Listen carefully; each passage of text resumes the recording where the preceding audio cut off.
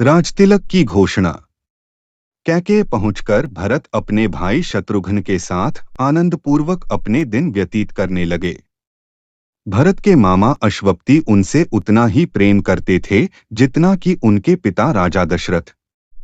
मामा के इस स्नेह के कारण उन्हें यही लगता था मानो वे ननिहाल में न होकर अयोध्या में हों। इतने पर भी उन्हें समय समय पर अपने पिता का स्मरण हो आता था और वे उनके दर्शनों के लिए आतुर हो उठते थे। राजा दशरथ की भी यही दशा थी। यद्यपि राम और लक्ष्मण उनके पास रहते हुए सदैव उनकी सेवा में संलग्न रहते थे, फिर भी वे भरत और शत्रुघ्न से मिलने के लिए अनेक बार व्याकुल हो उठते थे।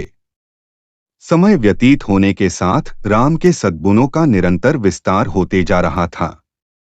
राजकाज से समय निकालकर आध्यात्मिक स्वाध्याय करते थे। वेदों का सांगोपांग अध्ययन करना और सूत्रों के रहस्यों का समझकर उन पर मनन करना उनका स्वभाव बन गया था। दुखियों पर दया और दुष्टों का दमन करने के लिए सदैव तत्पर रहते थे। वे जितने दयालु थे उससे भी कई गुना कठोर वे दुष्टों को दंड देने में थे। वे न केवल मंत्रियों की नीतियुक्त बातें ही सुनते थे बल्कि अपनी ओर से भी उन्हें तर्क सम्मत अकाट्य युक्तियां प्रस्तुत करके परामर्श भी दिया करते थे। अनेक युद्धों में उन्होंने सेनापति का दायित्व संभालकर दुर्धर्ष शत्रुओं को अपने पराक्रम से परास्त किया था।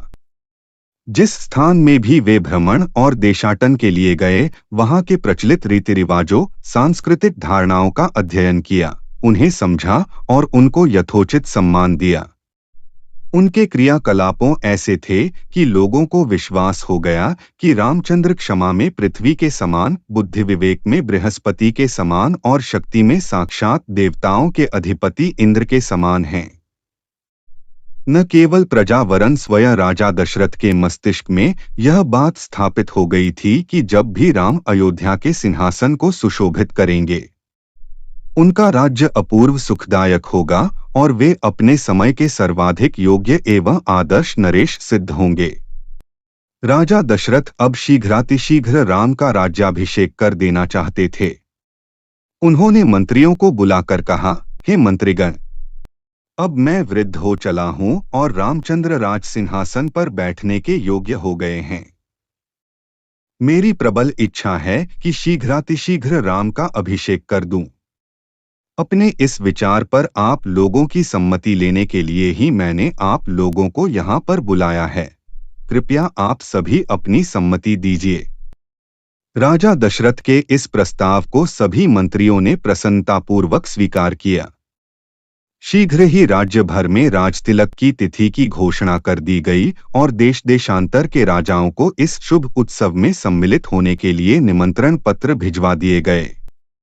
थोड़े ही दिनों में देश देश के राजा महाराजा, वनवासी ऋषिमुनि, अनेक प्रदेश के विद्वान तथा दर्शकगण इस अनुपम उत्सव में भाग लेने के लिए अयोध्या में आकर एकत्रित हो गए। आए हुए सभी अतिथियों का यथोचित स्वागत सत्कार हुआ तथा समस्त सुविधाओं के साथ उनके ठहरने की व्यवस्था कर दी गई। निमंत्रण भेजने का कार्य की उतावली में मंत्रीगण मिथिलापुरी और महाराज कैकेय के पास निमंत्रण भेजना ही भूल गए। राजतिलक के केवल 2 दिवस पूर्व ही मंत्रियों को इसका ध्यान आया। वे अत्यंत चिंतित हो गए और डरते डरते अपनी भूल के विषय में महाराज दशरथ को बताया। यह सुनकर महाराज को बहुत दुख हुआ, किंतु अब कर ही क्या सकते थे। सभी अतिथि आ चुके थे, इसलिए राजतिलक की तिथि को टाला भी नहीं जा सकता था। अतएव वे बोले, अब जो हुआ सो हुआ, परंतु बात बड़ी अनुचित हुई है। अस्तु वे लोग घर के ही आदमी हैं, उन्हें बाद में सारी स्थिति समझाकर मना लिया जाएगा।